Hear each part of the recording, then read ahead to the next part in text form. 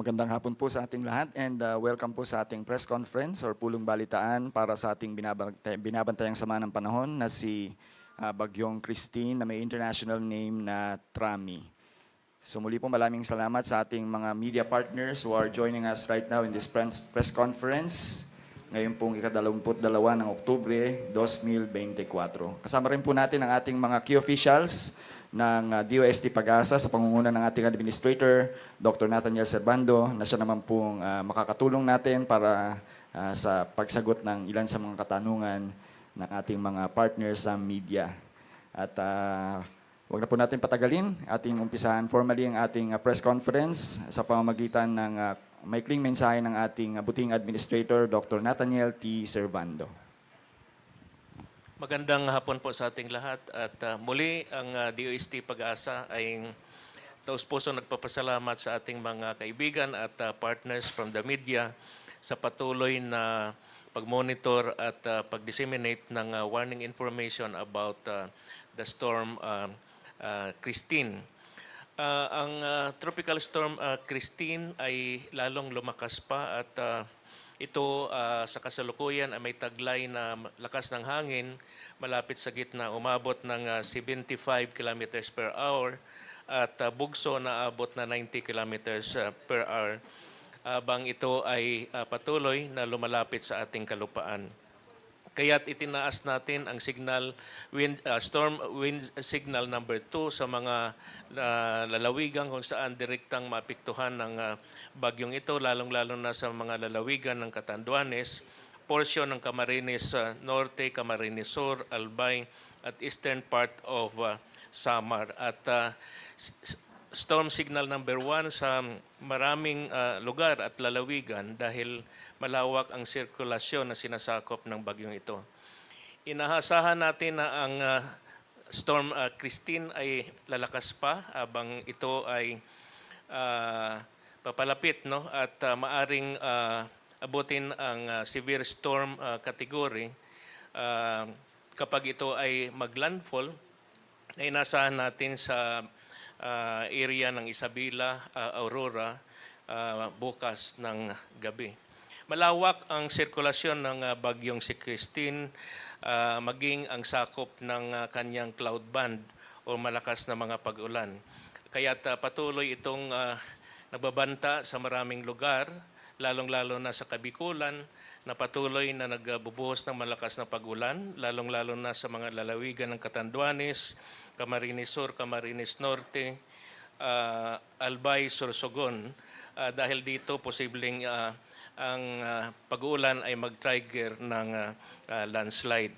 Kaya pinapayuhan natin ang ating mga kababayan na palaging alerto. No?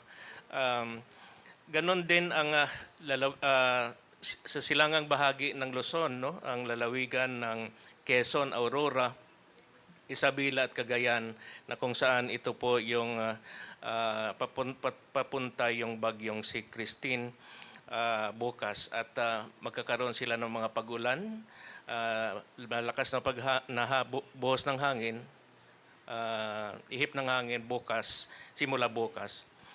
At of course, mga lugar na ito ay pinag-iingat natin ang ating mga kababayan sa banta ng storm surge na posibleng aabot ng more than 2 meters, lalong-lalo na sa mga nananirahan sa mga dalampasigan.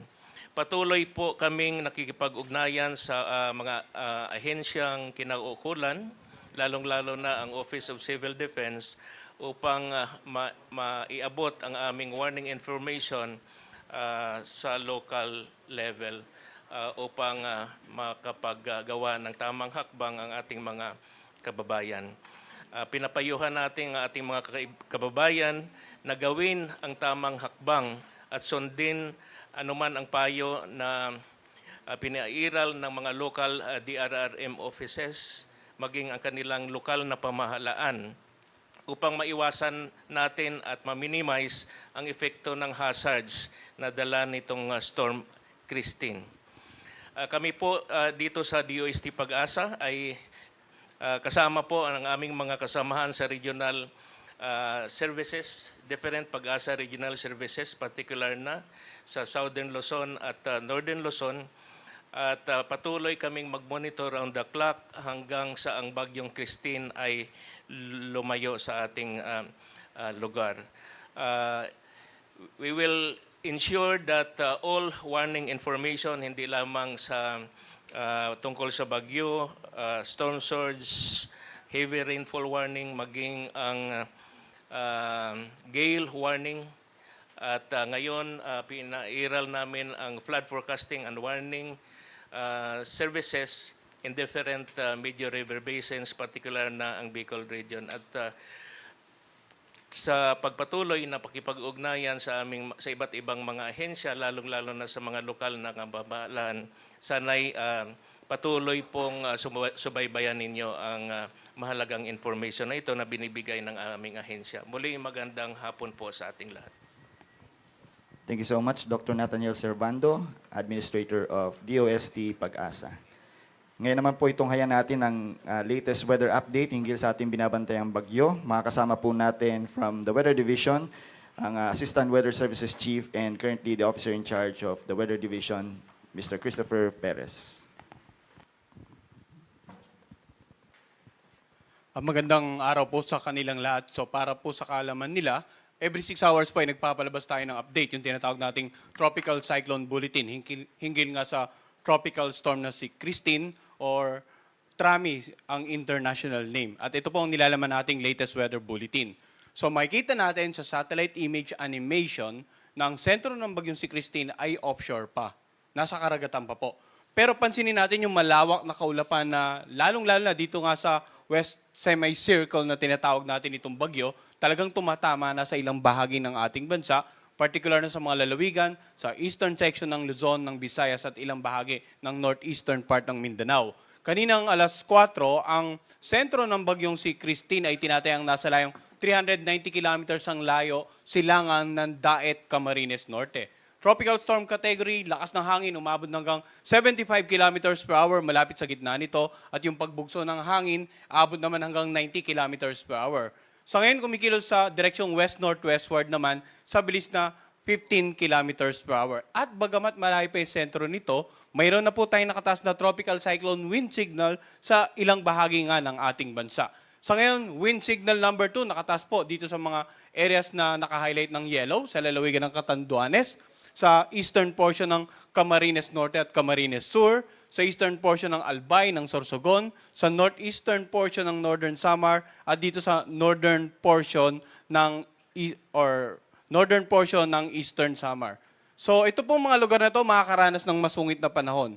Maalon hanggang sa napakaalong karagatan. Pag sinabi nating masungit na panahon, mga pag-ulan na pwedeng magdulot ng mga pagbaha, lalong-lalo na sa low-lying areas, pagguho ng lupa sa mga areas na malapit sa paanan ng bundok, lalong-lalo na kung ilang araw na pong nag-uulan sa mga nabanggit nating lugar. At the same time, yung mga bahaging karagatan, maalon hanggang sa napakalon. Bukod pa sa malalakas na hangin na pwedeng makapagpatumba ng iba't ibang uri ng halaman, makasira ng mga ilang istruktura, lalong-lalo na yung mga bahay na gawa sa mga magagaan na bagay, yung mga nipa at sa mga kanayunan, ay maaring masira po dala ng malakas na hangin na dulot nga ng bagyong si Christine. Samantala, yung mga lugar na naka-highlight ng light blue, warning signal number 1 naman po ang nakataas. Dito sa may bandang Ilocos Norte, Ilocos Sur, La Union, Pangasinan, sa Apayao, Kalinga, Abra, Mountain Province, Ifugao, Benguet, Cagayan kasama nga yung Babuyan Island, dito rin sa lalawigan ng Isabela, Quirino, Nueva Vizcaya, Aurora, Nueva Ecija at Tarlac. Warning signal number 1 din sa Zambales, Bataan, Pampanga, Bulacan, dito sa Metro Manila, ganun din sa Cavite, Laguna, Batangas, Rizal, sa Quezon kasama nga ang Pulilo Island, Occidental Mindoro kasama ang Lubang Island, Oriental Mindoro, sa Masbate kasama ang Ticao Island at Burias Island, Marinduque, Romblon. So meron din tayong warning signal number 1 sa natitirang bahagi ng Camarines Norte, natitirang bahagi ng Camarines Sur, natitirang bahagi ng Albay at ng Sorsogon, dito nga sa natitirang bahagi ng Eastern Samar at ng Northern Samar, sa lalawigan ng Samar, sa Leyte, Biliran, Southern Leyte, Dinagat Island, Surigao del Norte, kasamang Siargao, Bukas Grande Group. Yung mga lugar naman na may warning signal number 1, posibleng makaranas ng mga pag-ulan at paminsan-minsang pagbugso ng hangin na may katamtaman hanggang sa maalong mga karagatan. So maaaring madagdagan pa yung mga lugar na may warning signal number 2 habang papalapit po ang bagyong si Christine sa ating bansa. Kaya tayo po dito sa Pag-asa, every 6 hours ay magpapalabas ng latest update hinggil nga sa bagyong si Christine. So ano nga ba inaasahan natin? Yung mga paulan na dala ni Christine, inaasahan natin na pwedeng maranasan intense to torrential rains or more than 200 millimeters of rains ngayong araw sa lalawigan ng Catanduanes, sa Camarines Norte, Camarines Sur, Albay, Sorsogon, at Northern Samar. Samantala, heavy to intense rains naman, Masbate, Samar, Eastern Samar, Isabela at Quezon. Habang moderate to heavy rains naman ngayong araw, natitirang bahagi ng Cagayan Valley, ganoon din sa Cordillera Administrative Region, sa Aurora, sa Nueva Ecija, sa Romblon, sa Marinduque at sa natitirang bahagi ng Visayas. Then habang lumalapit ngayong bagyo, bukas naman inaasahan natin intense to torrential rains or more than 200 millimeters of rains sa lalawigan ng Cagayan, Isabela, Apayao at Ilocos Norte. Heavy to intense naman sa natitirang bahagi ng Cordillera Administrative Region, natitirang bahagi ng Cagayan Valley, sa natitirang bahagi ng Ilocos Region at sa Central Zone. Samantala, moderate to heavy naman, Calabar Zone, Metro Manila, Oriental Mindoro, Camarines Norte at Camarines Sur bukas. Sa darating naman na Huwebes, bagamat wala tayong inaasahan na intense to torrential rains, may inaasahan po tayong heavy to intense rains sa Ilocos Region, Cordillera Administrative Region, Zambales at Bataan, habang moderate to heavy rains naman sa natitirang bahagi ng Central Luzon, sa lalawigan ng Cavite, Laguna, Rizal, sa Metro Manila at Oriental Mindoro. So, mapapansin natin, initially, yung mga lugar na makakaranas ng matinding pag-ulan, yung mga lalawigan sa silangang bahagi ng Luzon at ng Visayas. Pero gaya ng binanggit ko, habang lumalapit or lalapit ang bagyo sa kalupaan ng ating bansa, mag-escalate sa mga looban, yung mga lugar na pwedeng makaranas ng mga matitinding pag-ulan. Kaya yun pa rin yung paalala natin, yung mga pag-ulan pwedeng magdulot ng mga pagbaha sa low-lying areas. Pwedeng magdulot ng pagbaha sa mga areas na malapit sa ilog, lalo na kung aapaw yung mga water levels na nabagit nating ilog. At pwede rin magdulot ng pagguho ng lupa sa mga lugar na malapit po sa paanan ng mundo. Pinapayaw natin yung mga kababayan natin na maging alerto. Patuloy na makapag-ugnayan sa kanilang local government at saka local DR officials para sa mga disaster preparedness and mitigation measures. Samantala, pag-usapan natin yung lakas naman ng hangin. Ngayong araw, may posibleng makaranas na malalakas na hangin, pabugso-bugso dito sa may bandang Batanes, Babuyan Island, Ilocos Region, Palawan, Romblon, Aklan, Antique, Negros Island Region, ganun din sa Central Visayas, Southern Leyte, Zamboanga del Norte, Northern Mindanao, dito sa Dinagat Island, Surigao del Norte, Agusan del Norte, Sarangani, Davao del Sur at Davao Oriental.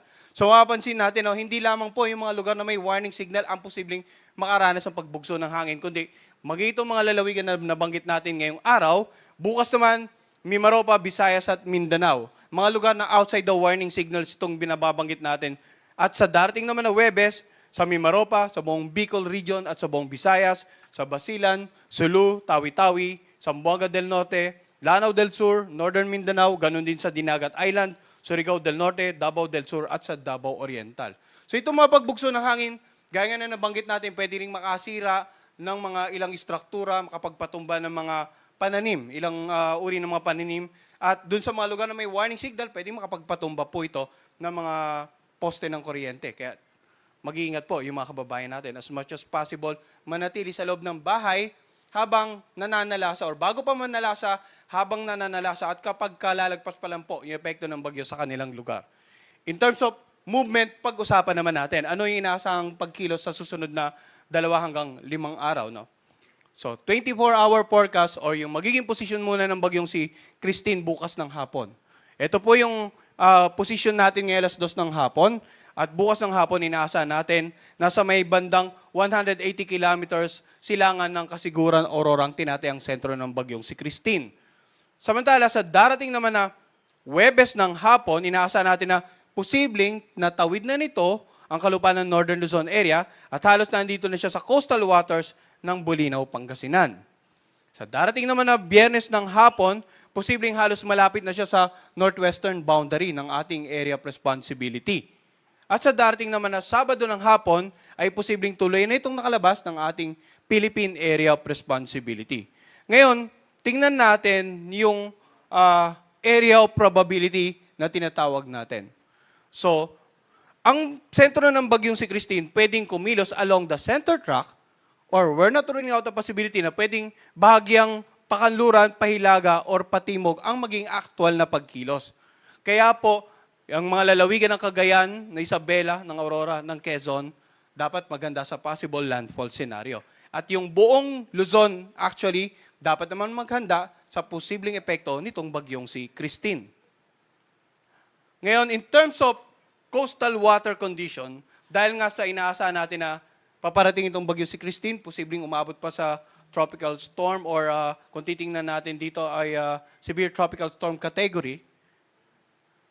Ang mga coastal waters nitong Bicol region, ilang bahagi ng Quezon, ng Aurora, ng Isabela at ng Cagayan, kasama na ilang bahagi po ng Babuyan Group of Island ay posibleng makaranas ng mga pagtaas ng pag-alon, minimal to moderate risk of storm surge in the next 48 hours. Itong mga na-highlight nating lugar. Now, pwede pang maging mataas ito hanggang sa tuloy na makatawid itong bagyo sa ating bansa. Mag-update din po tayo ng ating storm surge warning kasabay ng pag-update natin ng ating mga tropical cyclone bulletin.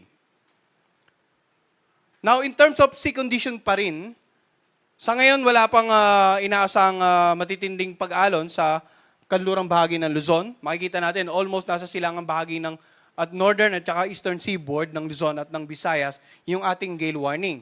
Kapag may gale warning po tayo, inaasahan natin na posibleng umabot ng more than 63 kilometers per hour yung lakas ng hangin at ang sea condition natin magiging maalon hanggang sa napakaalon. From 2.8 to 4.5 meters ang magiging taas ng pag-alon dito sa mga seaboards na naka-highlight ng red. Hanggat maaari, huwag na pumalaw dito ang anumang uri ng mga sasakyang pandagat. At patuloy nga po tayong magbibigay ng update regarding the Tropical Storm Christine, yung weather advisory natin regarding the rainfall, expected rainfall conditions sa ilang bahagi ng ating bansa, at maging yung storm surge warning natin. Ang susunod pong update ay mamaya namang alas 11 ng gabi.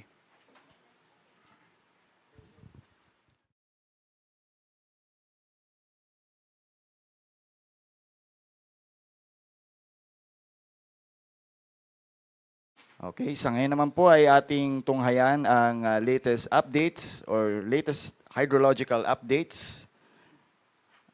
Patungkol pa rin dito sa ating sama ng panahon, no, na ating binabantayan para dun sa ating mga binabantayang mga dams as well as yung ating mga major river basins to be given to us by the senior weather specialist and duty forecaster ng Hydromet Division, none other than Ms. Rosalie Pagulayan. Maraming salamat po, Sir Bernard. So magandang hapon po sa inyong lahat. So just to give you the hydrological updates doon po sa ating mga monitor dams and river basins within the Philippines, no? So ito po sila lahat. So we consider, yung kinonsider ko lamang po dito ay yung San Roque, Angat, Pantabangan, and Magat Dam. So ito po kanina pong alas 3, ito po yung mga elevation po ng ating mga reservoirs. So for the past 7 hours, so 8 a.m. from 8 a.m. today hanggang 3 p.m. po. So ang Angat po ay meron pong pagtaas ng 0.01 meters. Ang Ipo ay nagkaroon po siya ng pagbaba ng 0.11 meters. Lamesa ay 0.01 meters. Ang Buklaw nagkaroon po ng pagbaba ng 0.13 meters. Pero dahil inaasahan din po natin ang pag-ulan na tatama po dito sa mga reservoirs na to, ang Binga Dam po, although nagkaroon siya ng mababang pagbaba ng elevation from 8 a.m. to 3 p.m. today, ay nagkaroon po sila ng spilling elevation. Nag-conduct na po sila ng spilling elevation as of 3 p.m. today. So meron pong isang gate na open dyan. At ito po ay merong discharge na 39 cms. So 0.3 meters, one gate at 0.3 meters. So lahat po ng pakakawalang tubig ng Binga, ito po ay masasalo ng San Roque na meron pong pagbaba ng 0.39 meters as of 8 a.m. today, kanina pong umaga hanggang alas 3 po. And for Pantabangan, may 0.01 meters na pag-increase. Ang Magat din po, ina-expect natin na magkakaroon din po siya, ang bagyong Christine ay magkakaroon po ng impact with Magat Dam. Nag-conduct po sila ng spilling elevation kanina pong alauna with one gate open at 1 meter. So currently, ito po yung mga status ng ating po mga monitor dams. Ano? So kahit po walang masyado pang ulan for now, pero ina-expect natin that this tropical cyclone will impact the reservoir ng Magat po. So ito po nagkaroon nga po as I've mentioned kanina po, no, meron sila pong nagkaroon po sila ng spilling elevation, nag-conduct po sila. So this is a sort of a pre-release para po pag dumating yung inaasahan nating malakas na pag-ulan within the watershed of Magat. At kung titingnan niyo po dito, no, hindi po lang yung Cagayan ang watershed na kinoconsider ng Magat, which is kasama po dito yung Ifugao. So kung magkakaroon ng pag-ulan po within the Car region at Region 2, so masasalo po lahat yan ng Magat Dam. So kaya po nagkaroon ng pre-release para po to ensure na malaki po yung kanilang buffer zone in the event na magkakaroon po ng malalakas na pag-ulan within this watershed. So required rainfall to reach the 193 na spilling elevation po niya, yung spilling elevation po na 193, mangangailangan po siya ng 85 millimeters po na pag-ulan, considering na ito po yung kanyang elevation. Okay? So for Ambuklao, Binga, so wala pong release ng water from Ambuklao, but yung Binga po, nag-conduct po siya ng spilling elevation as I've mentioned kanina. So at 0.3 meters, 1 gate, 1 meter. 0.3 meters rather. So since meron na pong pagpapakawala ng tubig from Binga na ito po ay sasaluhin ng San Roque Dam which is in Pangasinan area, so mas mababa na po yung mare-require na rainfall para po ma-reach ito pong spilling elevation ng San Roque Dam. So ngayon po ay pinag-aaralan po nila yung mga forecast rainfall na sinubmit po natin sa kanila. So they are running yung tinatawag po nating inflow forecasting model para po malaman kung ano yung magiging impact nitong mga forecast rainfall na to within the watershed of San Roque. So kung magkakaroon po ng spilling elevation po dito, no, just a reminder, hindi po ito ginagawa tuwing gabi. Kailangan po tuwing umaga. Yun po yung protocol ng atin pong mga reservoirs that if they will conduct spilling operation, hindi po ito gaganapin sa gabi, kundi sa umaga pa po para yung warning ay diretso pong maririnig po ng ating pong mga kababayan. So, Binga po ay nag-open ng gate. So ito po, meron po tayong in-issue na hydrological situationer. So medyo doon po kasi sa area po ng ang Agno River na nanggagaling po ito sa area po ng Binga, doon po sa Bocod, Itogon po, no? So ito po kasi minsan meron pong mga activities yung mga tao within that area, no? Kaya po pinapayuhan din natin yung ating pong mga kababayan, particularly in barangays Dalupirip and Tinongdan, na kung pwede po ay iwasan muna yung mga activities natin sa ilog kasi sila po yung directly na makakaramdam po. Kahit po medyo maliit lamang po ito, no, pero hindi lamang po natin kino-consider yung pagre-release ng tubig from the reservoirs but also yung mga lokal na pag-ulan within the area na hindi naman po sa watershed pero within the areas nito pong Agno River Basin. So hindi lamang po ito ang titignan nating magiging cause ng pagtaas ng ilog, kundi yun din pong mga pag-ulan na caused by the tropical cyclone Christine na dito po sa baba na po ng atin pong reservoir. Okay? So ito naman po for Pantabangan, so at elevation 205.13, mangangailangan po siya ng 772 millimeters na pag-ulan. Event rainfall po ito para ma-reach po yung kanyang spilling elevation na 221. And for Angat, mangangailangan naman po siya ng around 400 millimeters na pag-ulan to reach the 210 meters na spilling elevation. Okay, so ito po, no, nag-issue na po tayo ng ang ating pong Bicol River Basin. Meron po siyang river center na sarili. So meron na pong na-issue na flood bulletin. Ito po, as of yesterday pa po, no, hindi pa po na-reach itong mga critical level na to ay nakapag-issue na po tayo ng flood bulletin. Prior to that, yung flood advisory.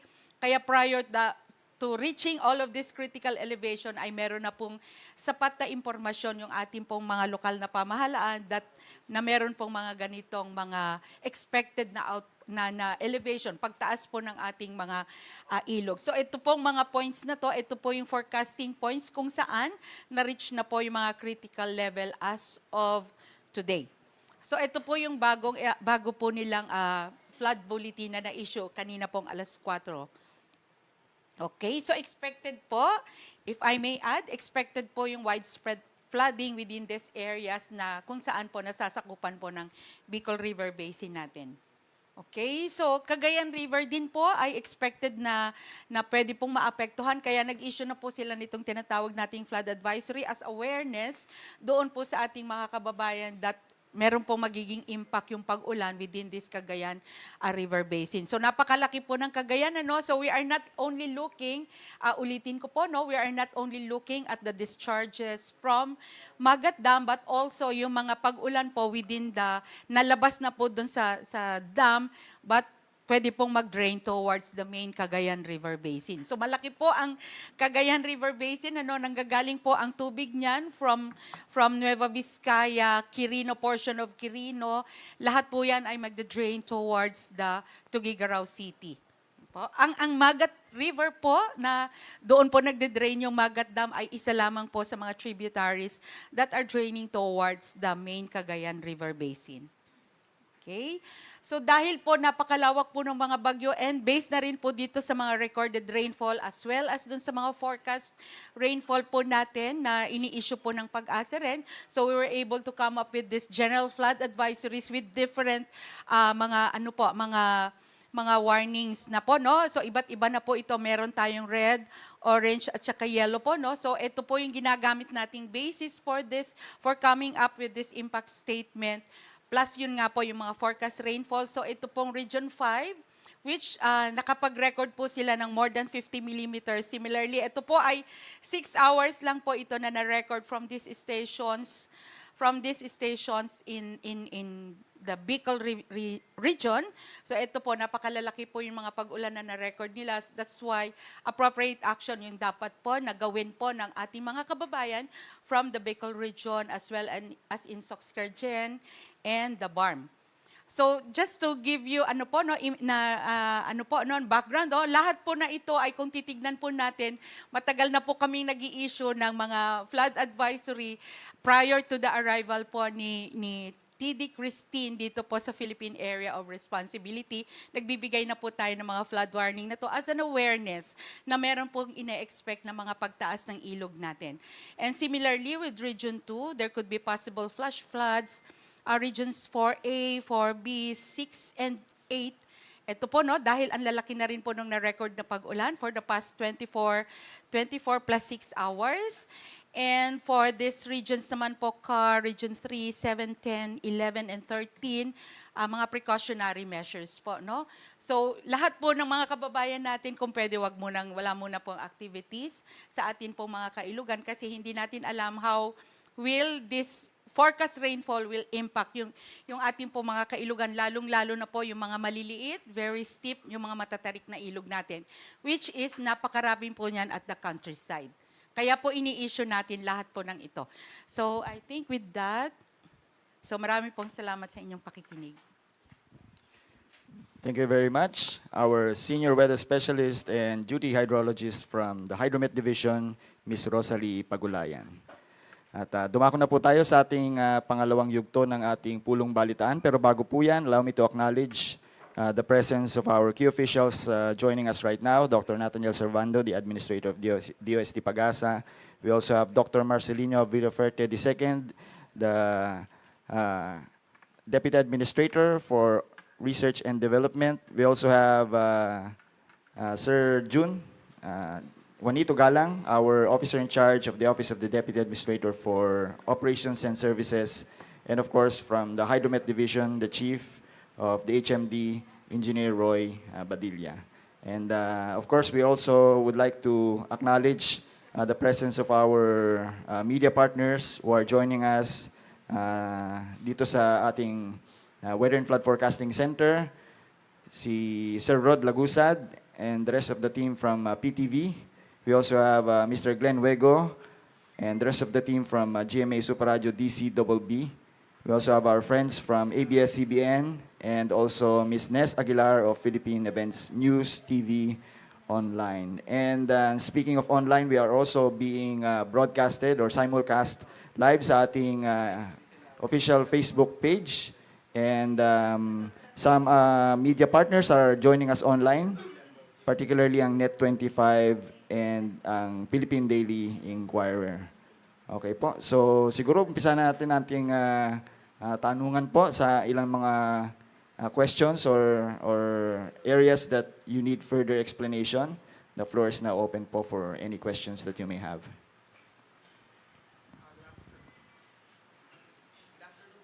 Question lang po, regarding dun sa, ang sabi po ni Sir Chris kanina, no, malayo pa yung gitna ng bagyo, pero may parts na ng bansa ang naaabot nito. Gaano ba kalaki, sir? If you could describe yung diameter or yung mismong sukat, parang mas malaki pa yata siya sa... Kasi lahat, hanggang Mindanao may signal number 1 po. Mabali 760 kilometers po yung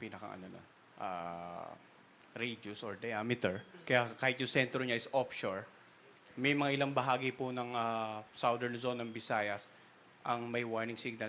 Even yung northeastern part ng Mindanao. So, yun yung reason kung bakit napakarami kaagad nating warning signal, halos yung buong northern central zone and most parts of southern Luzon area, kahit offshore pa yung sentro ng bagyong si Christine. And inaasahan natin na, gaya ng binanggit natin kanina, habang palapit ng landmass, posible pang ma-upgrade yung mga warning signal ng ilang lugar na currently ay nasa signal number 1 pa lamang. And mention, sir, possible mag-severe tropical storm. Meaning po ba nun, ruled out na yung maging typhoon siya? Or is it a possibility pa? Kung babalikan natin yung ating forecast track kanina, excuse me lang po, para mas ma-visualize ng mga kasama natin.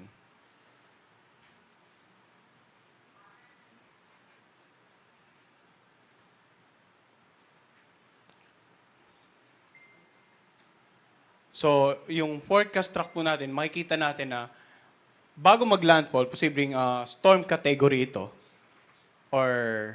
And then, bago lumabas ng PAR, typhoon category. So, siguro ang inaasahan, ang inaasahan natin, the most, bago ito mag-landfall, ay nasa severe tropical storm category po. So, kung magkaganon, ang pinaka-possible na highest warning signal natin ay posibleng umabot ng hanggang number 3 po. Usually dito sa malapit sa sentro ng bagyo, no? So, titingnan natin error probability. Sa ngayon, meron na tayong warning signal number 1 sa Metro Manila. Kung magpapatuloy ito sa forecast track natin, maaring ma-maintain lang all throughout the course ng pagtawid ng bagyong si Christine, yung 1 sa Metro Manila. Pero, gaya nga ng binanggit ko, any changes sa magiging actual na movement, maaring more sa western side, then mababago yung inaasahan nating mga warning signal sa ilang lugar, including Metro Manila sa mga susunod nating issuances. That is why yung paalala po natin, every 6 hours ay nagpapalabas tayo ng Tropical Cyclone Bulletin, and 24 hours bago ito mag-landfall, magiging every 3 hours na po issuance natin ng bulletin. Last na lang po on my part, sir. Mabagal ba siya or mabilis? Kung makikita natin, no, yung movement naman nito ay umaabot ng around 15 kilometers per hour. So hindi naman kabagalan, hindi rin po kabilisan. Thank you very much. Any other questions that you may have? Si Ma'am Shane, go ahead po. Good afternoon po sa inyo po lahat. This is Shane from the Philippine Event News TV and Saksi News. Regarding lang po dito sa paparating na bagyo po na to, kasi yun nga po, katulad nung nasabi nung naunang nag-question, napakalaki ng kanyang sakop. Luzon, Visayas, and Mindanao na po. Hindi pa dumarating. Ito po ba isa magiging category rin po ni Julia na we don't expect po talaga that time, though nag-attend din po kami, nag-cover din po kami nung press ko na yon. Pero hindi po siya tumama dito sa ating bansa, sa karagatan. Pero ito, tatama sa Cagayan, di ba po? Tama po ba? As per dun sa nabanggit po ninyo kanina. Gaano po ba kalaki? Kasi simula ngayon hanggang tomorrow, ang dating niya, halos sakop ng buong Pilipinas yung kanyang lakas ng ulan. And gaano po kalakas ang ulan ang dala po nito at hangin? So ma'am, kung makikita nga natin, no, binanggit natin dito sa forecast track, no, pinaghahanda natin yung mga kababayan natin, hindi lang sa Cagayan, kundi maging sa Isabela, Aurora, at northern part ng Quezon sa possible landfall. So pangalawa, kung makikita po natin sa forecast track, posibleng umabot ng tropical storm. We're not even ruling out the possibility of severe tropical storm category bago ito mag-landfall. So, malakas po yun. Ito yung nakikita nating scenario po. Area of probability, maaring kumilos ng more towards the Cagayan area, maaring sa Isabela area, maaring sa may bandang Aurora, northern part of Quezon. Kaya kanina binanggit din po natin na yung mga lalawigan sa silangang bahagi ng Luzon, kailangan maging handa po for possible landfall scenario. Pangalawa, in terms of rainfall, binanggit din natin kanina yung mga lugar na pwedeng makaranas ng mga pag-ulan. So, recall lang natin. Ito po.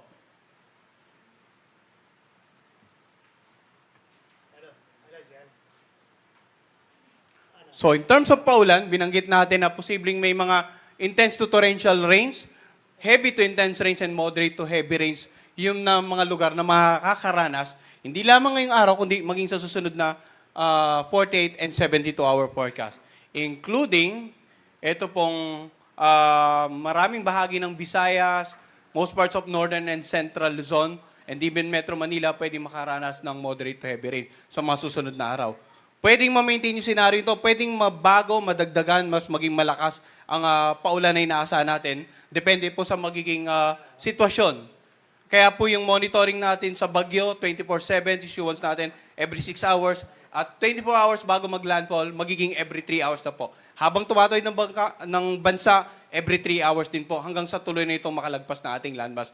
We're trying our best to keep everybody updated. Yung coordination nga, gaya na nabanggit nating administrator, we've been coordinating with the other government agencies na partner natin sa disaster risk reduction and managing, lalong-lalo pag may mga inclement weather condition tayo, gaya nitong bagyo. And 24/7 naman po ang ating operation para sa mga further questions, even na ating mga kababayan, they can call our hotlines, they can visit our website, watch our 6-hourly updates sa ating official YouTube channel, ma'am. So as to keep themselves updated with the latest information po. Sir, another question lang po is, may possibility ba na maging katulad ng nangyari kay Julia? Na we don't expect na maraming, kumbaga ang daming ulan yan dala eh.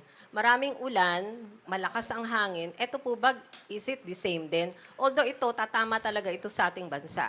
Well, ang sistema dyan is that, for example, during the last 24 hours, ang mga highest rainfall, mga lugar na may highest rainfall ay karaniwan nasa silangang bahagi po ng Bicol region at ng Visayas. So, maaaring, for example, sinabi natin na si Julian nagdulot ng 200 millimeters of rain sa ilang bahagi ng, let's say, northern Luzon or any other part of the country. Si Christine magdudulot din ng 200 millimeters of rain sa ilang bahagi rin nating bansa. Pero, hindi po pareho sa magiging reaksyon ng bawat lugar sa same amount of rainfall. That is why tayo po, nagbabanggit tayo dito ng rainfall amount sa iba't ibang bahagi ng ating bansa, pero pinapaalalahanan din natin na, for example, sa mountainous regions, kahit 100 millimeters of rain lang po, ay posibleng may adverse effect na. Kumpara sa mga lugar sa, sa paanan ng bundok, malayo sa kabundukan. Or yung mga highly urbanized areas, maaring 100 millimeters of rain lang po ay bahain agad kumpara sa mga rural areas na malawak pa po yung pwedeng puntahan ng mga tubig baha. That is why, regardless of the amount, nagbibigay po tayo ng forecast rainfall, nagbibigay tayo ng abiso sa ating mga kabayan. At the end of the day, dapat kailangan din natin yung active na LGU at saka DRO officials dahil mas kabisado po nila yung epekto ng ulan sa kanilang lugar, mas madali nilang ma-update yung kanilang community with regards to disaster preparedness and mitigation po, ma'am. Sir, may possibility po ba na magbago po ito in terms dun sa tinutungo niya, tinatahak niya ngayon, especially yung dami ng ulan or let's say yung lakas ng hangin. Meron po ba itong possible na pagbabago? Kaya nga po binanggit ko, ma'am, yung area of probability, no? Yung binanggit nating mga projection ngayon in terms of rainfall, lakas ng hangin, storm surge, and even yung gale warning natin ay base sa datos na nakalap natin ngayong hapon. Binanggit ko rin kanina na every 6 hours, with the latest weather data na makakalap natin, mag-update po tayo. Ngayon, pwedeng mabago yung forecast scenario, maaaring hindi, pero pansinin din natin yung binanggit ko kanina. Area probability. Maaaring slight deviation from the center track, magkaroon ng panibagong epekto sa inaasahan nating forecast weather condition. That is why yung updating po natin every 6 hours. Bago mag-landfall, 24 hours prior to landfall, habang tumatuwid ng bansa, every 3 hours na po. And continuous din po yung coordination natin with our partner agencies sa disaster preparedness and mitigation po, ma'am. Sir, last question na lang po kasi kailangan ko pong maintindihan po kung saan po ito talagang tatama at alin po ang area na maapektuhan po nitong Bagyong Christine. And at the same time, hanggang kailan po ito tatagal? Kasi nakita ko doon today, tomorrow, and then Thursday paalis na pero andun pa rin. So yung totally wala na siya sa bansa po natin. Salamat po. Okay. Binanggit ko po kanina, ma'am, no? Area of probability nagpapakita ng mga lugar na pwedeng tamaan. Dapat maganda for possible landfall. Lalawigan ng Cagayan, lalawigan ng Isabela, lalawigan ng Aurora, at maging yung northern part ng Quezon. Dapat maganda for possible landfall. Yun po isang question nyo. Pangalawa, hanggang kailan? Binanggit ko rin kanina na pagdating ng Friday, halos nasa boundary na siya ng PAR, and then Saturday, tuluyan ang nasa labas ng PAR. Okay? So, Saturday, sabihin na natin Saturday, kasi dito, bagaman nandito siya sa boundary ng PAR, pero kung mananatili yung radius niya na 760 kilometers, maring may epekto pa rin siya sa western section ng Northern Central Zone. So, by Saturday, tuloy nitong lalabas ng PAR, malayo na po yung radius niya sa kalupaan nating bansa. Pangatlo, yung mga uulanin, lahat ng lugar na may warning signal, mapa number 2, number 1, or kung aabot pa ng number 3, dapat maging handa, hindi lamang sa ulan, kundi sa hangin po. And yung outside the storm areas, or yung mga lugar na may warning signal, binabanggit din po natin sa ating weather advisory. Yung kanina binanggit po natin mga lalawigan. So, i-update po natin yon. Kung magkakaroon ng pagbabago sa mga susunod na bulletin, depende sa datos na makakalap natin, depende sa magiging forecast scenario, i-update din po natin yun, ma'am. So, ang payo po natin, bagamat nag-release tayo ng bulletin ngayon, huwag po natin panghawakan yung inirelease lang ngayon. I-monitor din natin yung mga succeeding bulletin. Para kung magkaroon naman pong pagbabago sa rainfall, magkaroon ng pagbabago sa pagkilos, sa epekto ng lakas ng hangin, sa mga lugar na makakaranas ng storm surge, sa mga lugar na may gale warning, ay updated po tayo sigurado, ma'am. Okay, sir. Last na lang po. May nagsisirculate din po sa social media kasi ito pong Christine is signal number 4. So ako kasi hindi po kami naniniwala dyan hanggat hindi po ito ini-issue ng Pag-asa. Kasi kayo po ang official na nag-i-issue po nito about the typhoon. Kasi nabanggit po ninyo ngayon hanggang signal number 3. So 3 lang po talaga. Hindi aabot ng 4. Kaya nga po binanggit ko, ma'am, yung updating natin. So maaaring sa ating tropical cyclone bulletin ng alas 5, hanggang number 3 lang yung maximum na pwede nating itaas. Pero kung magkaroon ng pagbabago sa intensity, sigurado magkakaroon ng ano yun. Domino effect na po yun. Magkaroon ng pagbabago sa intensity or magkaroon ng pagbabago sa pagkilos, then likely magkakaroon po ng pagbabago sa mga lugar na may warning signal, sa mga lugar na posibleng tamaan at tawirin. And remind din po natin ating mga kababayan, no, unang-una, hindi lamang po yung lugar na tatamaan ng sentro, yung mga lugar na binanggit ko na posibleng magkaroon ng landfall scenario ang dapat maganda. Lahat po ng lugar na may warning signal. Kung titingnan natin dito, kanina binanggit ko halos the entire Luzon area, ilang bahagi ng Eastern Visayas at Northeastern part of Mindanao, kailangan handa po sa epekto ng bagyo.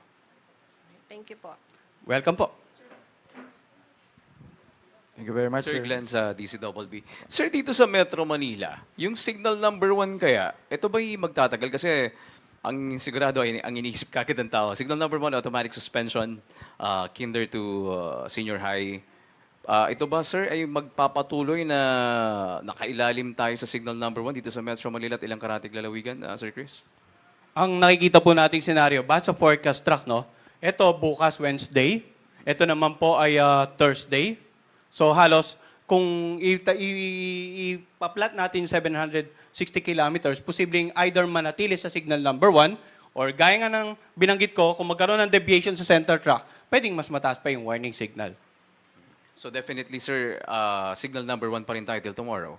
Sa ngayon po, signal number 1 pa rin po. Pero yun nga, we're not ruling out the possibility, higher warning signals kung magkakaroon ng pagbabago sa magiging actual na pagkilos ng sentro. Yes. That is why yung binabanggit natin kanina, continuous updating every 6 hours, ganun din po dapat yung mga kababayan natin. Maging updated din po sila with the latest weather information kasi para hindi masayang yung effort natin sa pag-update every 6 hours. Yes, tama. Doc, Nat, gaano ka-importante yung that the public should monitor? Kasi kapag naiisip nila, signal number 2 lang tayo, baka we're talking about the winds. Pero pag tinignan mo talaga ang social media pages ng Pag-asa, like right now, puro, sir, may heavy rainfall, red warning, yung mga ganun, sir. Gaano kahalaga na tao laging nakamonitor sa mga ganun, sir?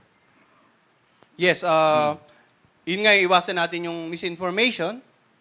And kailangan updated tayo sa mga latest bulletin ng pag-asa. And I think sila sir, baka may gusto ring ipaalala sa ating mga kababayan regarding information natin sa Bagyo.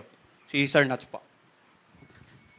Sa presentation namin, nasabi na namin ang different hazards dala ng bagyong si Christine. Malalakas na mga pag-ulan na magdudulot ng mga pagbaha sa mga flood-prone areas.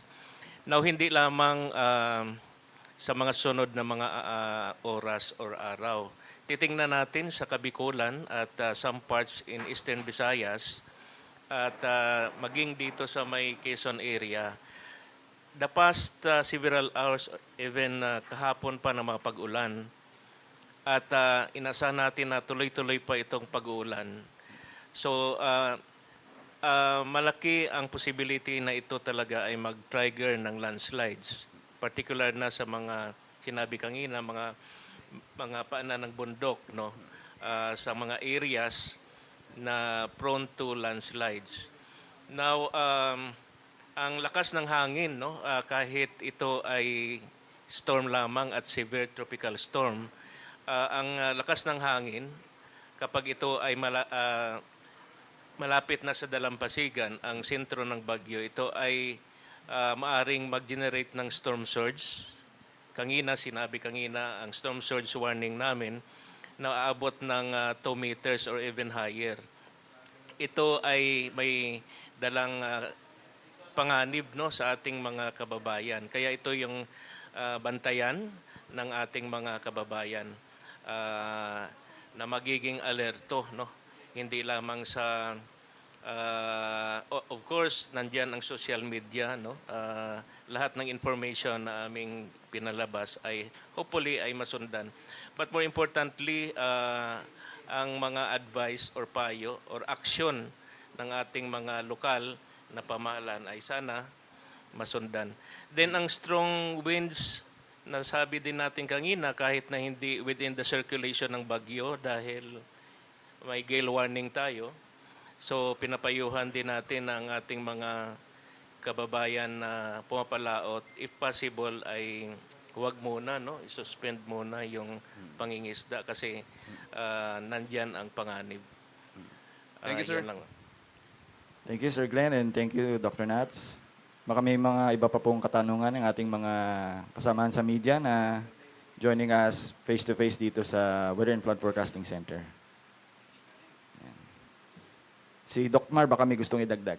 If I may just add, kasi na-raise din ninyo, sir, yung tanong ninyo regarding dun sa heavy rainfall warning. For instance, kaninang alas 5 ay may nakataas tayong heavy rainfall warning.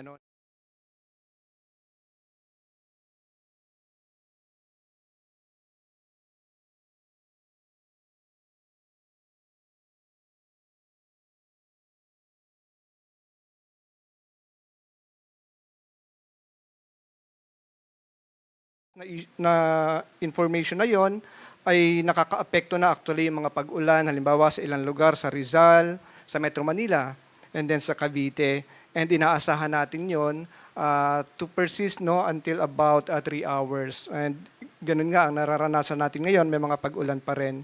And then we are expecting light to moderate rains naman sa ilang lugar, sa Bulacan, within the next 3 hours. Yun po yung mga ganong impormasyon. Sana po ay makatulong din at magamit ng ating mga kababayan. Salamat. Thank you, Dr. Mar.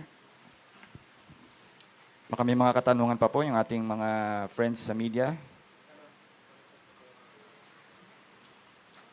So hearing none, I suppose pasadaan na po siguro natin yung ating mga katanungan naman na ating nakuha from our stakeholders who are joining us online. So from Ms. Gillian Villanueva of the Philippine Daily Inquirer. So this is a question related to the ones that were asked earlier. No? So tanong ko lang po if may data ang Pag-asa kung gaano daw kalaki ang diameter ni Tropical Storm Christine. 760 760 kilometers. Radius po. 760 kilometers yung radius. So 1.5 plus yung ating diameter. Okay. Another question from YouTube naman ano, ng DOST Pag-asa. May mga lugar po ba na posibleng itaas pa sa mga susunod? Yung signal number 3 daw po, kung may mga itataas pa. Madadagdagan pa kaya, Sir Chris? Yes, gaya nga na nabanggit natin kanina, habang lumalapit po yung bagyo sa kalupaan ng ating bansa, yung currently naka number 1 ay pwede pang maka-upgrade yung warning signal. Pwede maging number 2 pa. Depende sa magiging intensity, kung abot pa po ito ng severe tropical storm, maaring umabot pa ng warning signal number 3. Kaya antabayanan po yung update natin regarding Christine. So, okay, thank you so much, Sir Chris. One last question siguro po, no? Before we finally wrap up. Another one from Arnold Dimarukot Dimakali joining us sa Facebook Live, no? Ang tanong is, Sir, gaano po ba kalakas ang hangin niya bago siya mag-landfall? Salamat po. So kung titingnan po natin dito sa forecast track, inaasahan natin na posibleng tropical storm category ito, no, sa darating na Wednesday. So likely posibleng umabot ng around 62 to 88 kilometers per hour. Ang lakas ng maximum sustained wind nito. Pero pag umabot pa ng severe tropical storm category, posibleng from 89 to 117 ang lakas ng hangin na pwedeng maranasan ng mga kababayan natin. Kaya antabayanan po yung mga detalye regarding sa mga susunod na issue sa atin ng bulletin with regards to warning signal at intensity ng bagyo. Okay po, so more or less that covers everything po ng mga queries ng ating mga kasamaan sa media and as well as yung ating mga stakeholders who are joining us online. By the way, kung may mga karagdagang katanungan pa po kayo, ay maaari nyo pong i-check yung aming website sa pagasa.dosd.gov.ph at yung ating mga official social media accounts para sa mga latest updates. So sa ngayon po ay dumako na tayo sa ating pagwawakas at para bigyan po tayo ng konting mensahe, narito po ang ating Deputy Administrator for Research and Development para sa kanyang huling mensahe na naratan Dr. Marcelino Q. Villaferte II.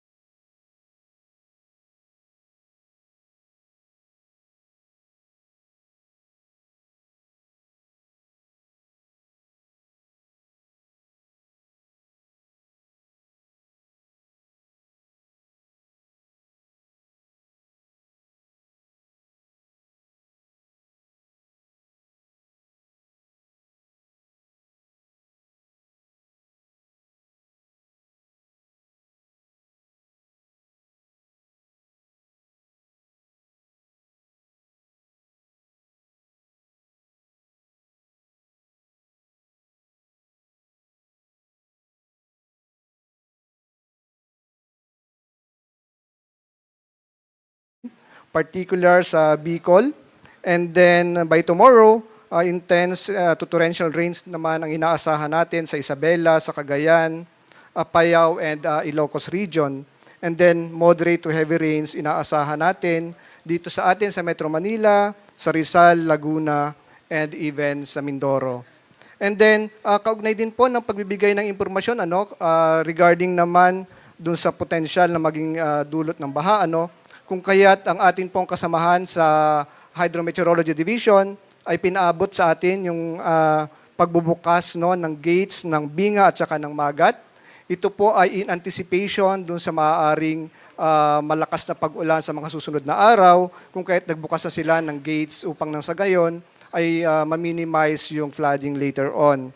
And then, yung Bicol River Basin po, nasa critical level siya.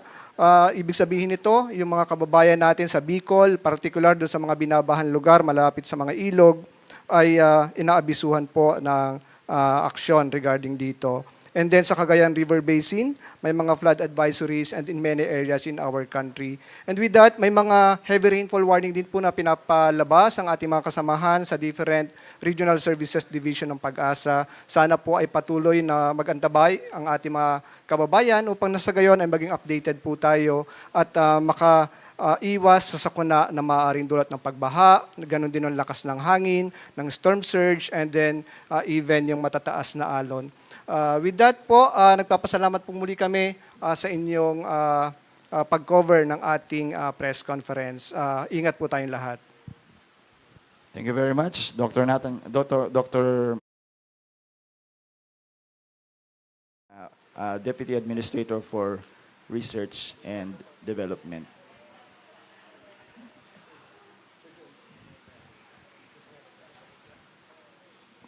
So baka may gusto pong idagdag si Engineer Juanito Galang, ang ating chief ng Hello, maraming salamat at Division. magandang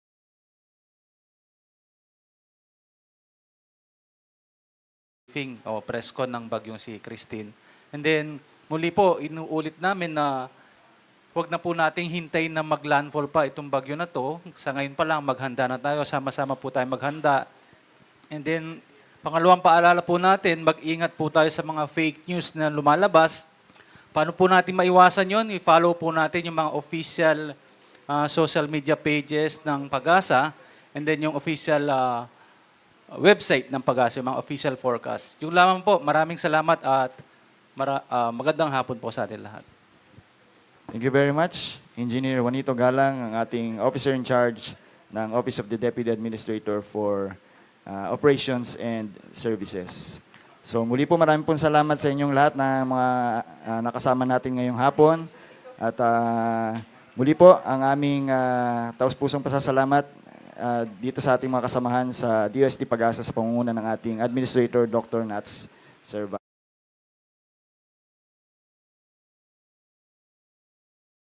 Gabi. So thank you very much and mag-ingat po tayong lahat.